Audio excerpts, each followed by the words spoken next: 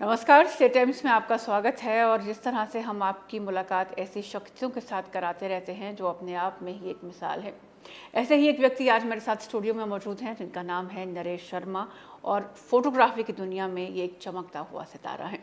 हाल ही में टूरिज्म की तरफ से एक फंक्शन कराया गया जहाँ पर इन्होंने फर्स्ट प्राइज़ जीता है। चलिए इन्हीं से जानते हैं इनकी लाइफ जर्नी के बारे में। Sir, welcome to State Times. Sir, सबसे पहले तो मैं ये जानना चाहूँगी कि फ़ोटोग्राफ़ी, एक फ़ोटोग्राफ़र का विजन और एक नॉर्मल इंसान के विजन में ज़मीन आसमान का फ़र्क रहता है। बिल्कुल। तो इस विजन को आप कैसे डिफाइन करेंगे? देखिए, फोटोग्राफर जो है, फोटोग्राफर साथ साथ मैं फोटो जर्नलिस्ट रहा हूँ। और फोटो जर्नलिस्ट में एक हमें क्या देखना होता था कि हम न्यूज़ के अंदर जा रहे हैं तो पब्लिक क्या देखना चाहती है, तो वो हम उसको उस एंगल से शूट करते थे कि हमें पब्लिक को ये दिखाई दे। और जो हम ये समझिए कि फोटो जर्नलिस्ट जो दिखाता है वही छपता है और वही सारी दुनिया देखती है। और मैं जम्मू में भी जब यहाँ पर आया था, मैं 98 में जम्मू मैंने ज्वाइन किया था इंडियन एक्सप्रेस, तो यहाँ पर मैंने ऑफ बीट फोटोज शूट की थी।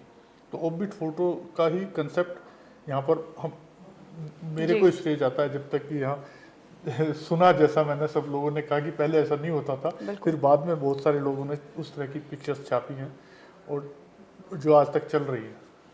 सर, आपने वर्ल्ड फोटोग्राफी डे जो हम मनाते हैं उसके ऑर्गेनाइज़र भी यही हैं। इसके पीछे आपका क्या विजन था, क्या कंसेप्ट था कि आपने इसकी शुरुआत की? देखिए, होता क्या था कि वर्ल्ड फोटोग्राफी डे आज से नहीं, बहुत सालों से मन रहा है, किंतु मुझे क्या लगता था वर्ल्ड फोटोग्राफी डे पे कुछ होना चाहिए। तो कुछ होना चाहिए तो मैं इसमें बराबर कोशिश करता था, पर वो यहाँ लोग जुड़ नहीं पाते थे। तो इसी बीच मैं दिल्ली गया, तो दिल्ली में पहुँच गया, तो वहाँ मैंने बहुत सारे जम्मू के लोग हैं और उस स्टेट के लोग हैं, दिल्ली के लोग हैं, सब जगह मेरे दोस्त सर्किल थे। सब लोगों को मैंने इकट्ठा किया कि भाई चलो हम इसका क्यों नहीं उस दिन हम एग्जीबिशन करें, केवल एग्जीबिशन करें कि हम फोटोग्राफी इज़ द आर्ट। मैं कहता हूँ कि फोटोग्राफी एक आर्ट है और ये मान के चलें, और वर्ल्ड ने इसको माना भी है कि फोटोग्राफी आर्ट है। तो उस पर हमने सब फोटोग्राफर्स को इकट्ठा करके पिछले 5 साल से मैं रेगुलर इसको अब ऑर्गेनाइज कर रहा हूँ, वर्ल्ड फोटोग्राफी डे को दिल्ली के अंदर। सर, एक हमने ये भी सुना था कि आपने एक नया कंसेप्ट लाया कि पेंटिंग थ्रू फोटोग्राफी। हाँ। इसके बारे में आप क्या कहें? हाँ, पेंटिंग थ्रू मेरा कहना ये था कि जो हम आर्टिस्टों की आर्ट देखते हैं, ब्रश से वो बड़े बड़े पोस्टर्स बनाते हैं, बड़े डिज़ाइन बनाते हैं इस तरह की, तो मुझे लगा कि कैमरे से क्यों नहीं बन सकते। तो मैंने कैमरे से एक नई टेक्निक इसमें इस्तेमाल की, मैक्रो फोटो पेंटिंग्स। मैक्रो मतलब मैक्रो लेंस था हमारा, और उससे फ़ोटो शूट किया और उसको फोटोशॉप के थ्रू पेंटिंग में कन्वर्ट किया। तो एक नया कंसेप्ट तैयार हुआ, मैक्रो फोटो पेंटिंग्स। और उसी पे आज उसको जो नाम दे रहे हैं, आप हर जगह देखोगे डिजिटल पेंटिंग। डिजिटल पेंटिंग ये उसी का एक पार्ट है। जो मैक्रो फोटो पेंटिंग्स हमने सन 2000 में यहाँ पर एग्जीबिशन भी कर दी थी उसकी, जो आज 22 साल बाद अब वो डिजिटल इमेज के नाम से, डिजिटल के नाम से सब फेमस है। मैं ये बता दूं कि सर बहुत ही नामी पेपर इंडियन एक्सप्रेस के साथ पिछले कई सालों से जुड़े हुए हैं। सर, आप क्या कहेंगे आजकल जिस तरह से सोशल मीडिया बहुत चलन में है, लेकिन प्रिंट की एक अपनी वैल्यू रहती है? हाँ, प्रिंट की वैल्यू तो देखिए हमेशा रहेगी। प्रिंट जो है एक छपा हुआ एक चीज़ है, और ऐसे ही बिल्कुल आप समझिए कि पिक्चर्स में भी ये है। पिक्चर्स जो है कि आपने आज जो क्लिक किया वो विजन आपका क्लिक हो गया, वो इतिहास एक क्लिक हो गया। अभी तक क्या होता था कि हम इतिहास की किताबें पढ़ते थे कि अंग्रेज़ों ने ये किया, उसने मुगल शाह ने ये किया, सब ने ये किया, जो काम जिसने किए वो पढ़ते थे। किंतु आज अब आने वाला टाइम जो होगा वो विज़न का होगा, क्योंकि जो आज हम कैमरा शूट करते हैं वो सारा कुछ हम छपा हुआ देखते हैं, तो प्रिंट में जो होगा वही हमें दिखाई देगा। एक बहुत अच्छी बात आपने बचपन में सुनी होगी कि 4 पन्नों की किताब पढ़ना, कोई ऐसे पढ़ना और एक पिक्चर में किसी चीज़ को देखना, तो सबसे ज़्यादा इम्पैक्ट उस पिक्चर का हमारे माइंड पे रहता है। अगर हम बच्चों को भी पिक्चर्स के थ्रू समझाएं, पिक्चर्स के थ्रू पढ़ाएं, तो वो उन्हें ज़्यादा देर तक याद रहेगा, ना कि किताबों से छपी हुई लाइनों से। सर, जब आप कोई पिक्चर क्लिक करते हैं तो आप किन चीज़ों की, किन बारीकियों की उसमें ध्यान रखते हैं? देखिए, जब भी मैं कोई पिक्चर क्लिक करता हूँ तो सबसे पहले मैं उसको सब्जेक्ट को देखने के साथ साथ उसका बैकग्राउंड देखता हूँ कि ये किस बैकग्राउंड पे है, कैसे अच्छी लगेगी, कि ये लो एंगल से ली जाएगी या टॉप एंगल से लूँ, या इसको कैसे लिया जाए। तो उसमें मैं कोई कंजूसी नहीं रखता कि अगर मुझे एक की जगह 10 शॉट भी लेने पड़े तो मैं लेता हूँ, और जब तक मैं सेटिस्फाई नहीं होता उसको पिक्चर में शूट करता रहता हूँ। सर, अभी आपको यहाँ पर टूरिज्म की तरफ से जो फंक्शन हुआ उसमें फर्स्ट प्राइज़ इन्होंने जीता है, तो वो पिक्चर जो आपने वहाँ पर भेजी थी जिसने ये प्राइज़ जीता, उसके बारे में आप कुछ बताएंगे? उसमें ऐसी क्या क्या खूबियाँ हैं और ऐसी क्या क्या बारीकियाँ हैं?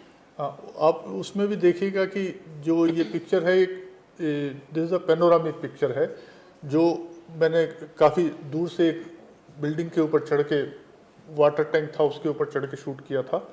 तो वहाँ से दूर से मेरा एंगल था कि ये जो स्थित है अमर महल म्यूजियम, ये है कहाँ पर, क्योंकि अधिकतर जो हम नीचे से पिक्चर शूट करते हैं उसमें अमर महल तो आता है, किंतु ये नहीं आता वो है कहाँ पर। और आप हमारी पिक्चर में देखेंगे कि उसके अंदर अमर महल के साथ साथ आपका मुबारक मंडी भी आ रही है, बावे वाली भी आ रही है, उधर पूरा पूरा घाटी भी आ रही है, कि जम्मू एक घाटी के है, नदी है बीच में, इस तरह से उसमें विजन आ रहा है। सर आजकल का यूथ जो है वो अलग अलग करियर ऑप्शंस की तरफ जा रहा है, तो फोटोग्राफी भी बहुत पसंदीदा जो एक ऑप्शन है वो आज के युवाओं के लिए बन चुका है। तो उनको आप क्या मैसेज देंगे कि जब भी वो कोई पिक्चर क्लिक करने के लिए जाएं या फोटोग्राफी को एज अपना प्रोफेशन बनाने के लिए जाएं, तो किन चीज़ों का सबसे पहले ध्यान रखें? देखिए, नो डाउट फोटोग्राफी में जो बूम आया है वो आया है मोबाइल कैमरों से। मोबाइल फ़ोन में जब से कैमरे आए हैं तब से इसमें बूम एक तरह से आ गया है, और सच में जो अच्छा काम करने वाले हैं उनकी वैल्यू बढ़ेगी, क्योंकि आज एक हर एक के पास मोबाइल आ गया, तो मोबाइल आने से वो सब अपने को लगता है उनके कि हम बहुत अच्छी फ़ोटो खींच रहे हैं, किंतु जब वो अच्छी फ़ोटो देखते हैं तब पता लगता है उन्हें कि अच्छी फ़ोटो तो ये होती है, ये नहीं होती। तब वो आज वो कंपेयर कर रहे हैं। पहले तो वो कह देते थे ये अच्छी नहीं है, ये बुरी नहीं है, किंतु आज वो खुद खींच रहे हैं तो उनको एहसास है कि अच्छी फ़ोटो क्या होती है, जो मोबाइल के थ्रू ही उन्हें हो पाया है। और सर आगे एक मैं भी अच्छी फोटो को आप कैसे डिफाइन करेंगे? एक पिक्चर में ऐसी क्या क्वालिटीज होनी चाहिए, क्या बारीकियां होनी चाहिए कि हम बोल पाएं कि हाँ ये पिक्चर वाकई में अच्छी पिक्चर है? उसमें सबसे पहले उसकी, मेरी जो अपनी सोच है कि उसकी शार्पनेस बिल्कुल बराबर होनी चाहिए। पिक्चर शार्प हो, जो भी सब्जेक्ट हमारा है शार्प हो, उसके कलर बराबर हो, ना कि ये कि कंट्रास्ट ज़्यादा हो रहा है या अंडर ज़्यादा है या ओवर ज़्यादा है, वो ना हो। बिल्कुल एक्चुअल कलर्स हो, एक्चुअल पिक्चर वो अलग बोलती है, दिखती है, और वो इनलार्ज भी आराम से हो जाती है। सर आपने बहुत देर जम्मू में काम किया है, तो आपके पॉइंट ऑफ व्यू से जम्मू की ऐसी कौन सी जगहें हैं जिन्हें आज तक हम कैप्चर करके दुनिया के सामने नहीं ला पाए और वो बेहतरीन जगहें थी? जम्मू में तो बहुत सारी जगह हैं, बहुत सारी जगह हैं। मैं एक बार, मैं टूरिज़्म के ने मुझे मौका दिया भी था और मैं गया भी था, किंतु वो फ़ोटोज़ मैंने अभी देखी नहीं है। आप इधर ही क्या नाम है, पत्नी टॉप से ऊपर भी जाएंगे तो वहाँ पर ऐसी ऐसी जगह हैं। एक जगह का ऊपर, सॉरी मुझे नाम याद नहीं आ रहा है, वहाँ पर जो रास्ता है जहाँ आप पैदल चलते हैं, तो वो बिल्कुल शेष नाग जैसे नाग होता है, तो उसकी जो स्किन होती है उसका रास्ता है, और शेषनाग करके कुछ ऐसी जगह है, और वो बिल्कुल हाफ राउंड में है, जैसे आप दुनिया के एक गोले के ऊपर खड़े हो गए और वहाँ से काफ़ी दूर दूर तक का नज़र भी आता है। और वहाँ जो स्टोन्स हैं वो बहुत पुराने जो पेड़ हैं कटे हुए, वो स्टोन बन गए हैं। ओके। और जो जम्मू में ही है। इवन अगर आप यहाँ जाएंगे वैष्णो देवी से दूसरे साइड में, जीतो बाबा और दूसरी साइड में, तो वहाँ पर इतने अच्छे अच्छे व्यू हैं पहाड़ के, बर्फ़ के, जो कि कश्मीर का मुकाबला करते हैं, और जो जम्मू में ही हैं, किंतु वो हाईलाइट नहीं हुए हैं। हाईलाइट नहीं हो पा रहे, और हमारी पिक्चर्स, हमारी फोटोग्राफी इन चीज़ों को ज़रूर हाईलाइट कर सकती है। सर आपकी बहुत से पिक्चर्स मैंने पुलिस हेडक्वार्टर्स में और ट्रैफिक हेडक्वार्टर्स में भी देखे, उन पिक्चर्स के बारे में आप प्लीज़ कुछ हाँ, शेयर करें। वो टाइम टू टाइम, जैसे मैं यहाँ पर प्रेस के लिए शूट करता था, तो वो उन लोगों को भी लगा कि ये हम लोगों के लिए अच्छी पिक्चर्स हैं, तो मुझे मौका मिला तो जम्मू पुलिस ने भी उनका कैलेंडर बनाया फ़ोटोज़ का, और उन फोटोज़ के पोस्टर्स भी यहाँ पर जम्मू में और कश्मीर में सब जगह लगे। सर आप इतनी देर से इस फील्ड में हैं, आपको क्या लगता है ऐसी क्या कमियां रह गई हैं कि अभी तक कुछ अच्छी पिक्चर्स, कुछ अच्छे फोटोग्राफर सामने नहीं आ पा रहे? नहीं, मेन प्रॉब्लम से देखिए, इक्विपमेंट्स बहुत महंगा है, कैमरा बहुत महंगा है, हर आदमी का चाहता भी है तो वो नहीं खींच पाता, उसके कैमरा नहीं ले पाता, और लेने के साथ साथ उसमें पेशेंस चाहिए। पेशेंस भी उसके पास हो, लेना भी हो, और फिर उसको एक असाइनमेंट अगर मिले, वो मौका मिले, तो वो अच्छी पिक्चर शूट कर सकता है। बहुत सारे लोगों को मौका ही नहीं मिलता। एक मौका मिलना, जैसे मैं तो एक प्रेस में था, तो प्रेस में, मीडिया में मुझे हर उस जगह जाने का मौका मिला जहाँ एक आम आदमी नहीं जा सकता। बिल्कुल।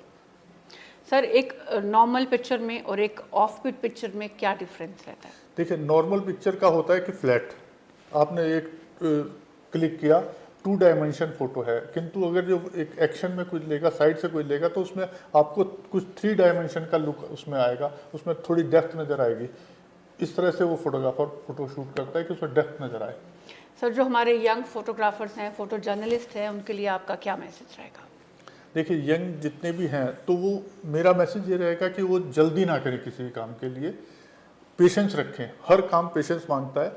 अगर वो फोटोग्राफ ध्यान से और खींचेंगे तो एक बहुत अच्छी फोटोज उनको मिलेगी, और ख़ास तौर से कैमरे से अगर करेंगे तो ज़्यादा बढ़िया है, क्योंकि इसमें जो मोबाइल फ़ोन में वो लिमिटेशंस हैं, किंतु जब आपके पास बड़ा कैमरा आ जाता है तो कैमरे में लिमिटेशन आपकी ख़त्म हो जाती है। फिर आप सोचिए कि आपको करना क्या है।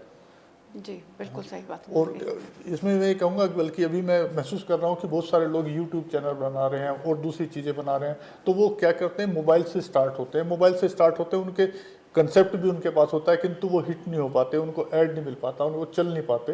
तो उनके पीछे लॉजिक सारा यही आता है, फिर घूम के वो DSLR पर आते हैं। अगर वो पहले से ही DSLR पर रहें तो फिर कहीं के कहीं पहुँच सकते हैं। बिल्कुल सही बात सर ने की। हमारे जो भी उभरते हुए फोटो जर्नलिस्ट हैं या जो इस फील्ड में आने चाहते हैं उनके लिए कि अपना एक विजन क्लियर रखिए, थोड़ी सी पेशेंस रखिए और अपने सब्जेक्ट पर फोकस कीजिए।